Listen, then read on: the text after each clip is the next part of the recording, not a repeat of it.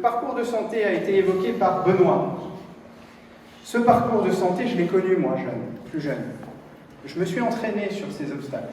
Aujourd'hui, les obstacles, il y en a 1 sur 2, 1 sur 3, qui est viable et en voie de décomposition, puisque c'est du bois, et en fait, le parcours de santé est bien triste aujourd'hui.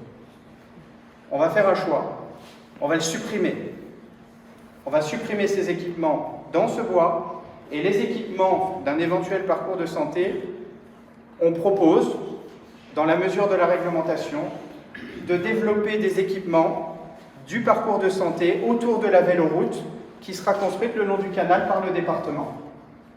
Un endroit où les gens pourront faire du vélo, où les gens pourront courir et où les gens pourront faire du sport. Ça, c'est important. Et dans un endroit à proximité du centre-ville, parce que j'ai des femmes qui sont venues me voir pendant cette consultation, qui m'ont dit « Moi, je ne vais plus courir le soir au parcours de santé. Moi, je ne vais plus courir toute seule au parcours de santé parce que je ne m'y sens pas en sécurité. » Alors certains m'ont demandé de mettre des caméras de vidéosurveillance au parcours de santé. Je pense qu'on a autre chose à faire que d'aller mettre une caméra dans un bois. Mais donc du coup, il y a tout un travail à faire sur tous ces équipements. Et de manière globale, regardez Varangéville. Tous les équipements me demandent un entretien régulier, un entretien plus soutenu, parce qu'il y a des barrières qui ont été posées le long de la rue Gabriel-Péri, qui sont en train de rouiller et on ne les entretient pas, et quand elles sont trop rouillées ou quand les planches des bancs sont trop usées, eh ben on enlève et on ne remplace pas.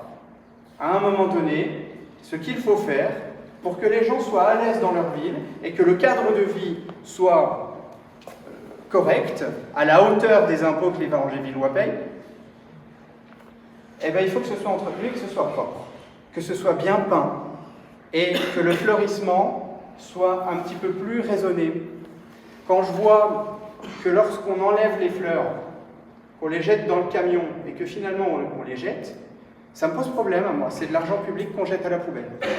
Et plutôt que de jeter les fleurs en fin de saison, ce que j'aimerais qu'on fasse, et qui a déjà été amorcé par la municipalité sortante, c'est que systématiquement, les fleurs qui ont été payées avec les impôts des Varangévillois soient mises à disposition des Varangévillois qui les aimeraient bien dans leur jardin.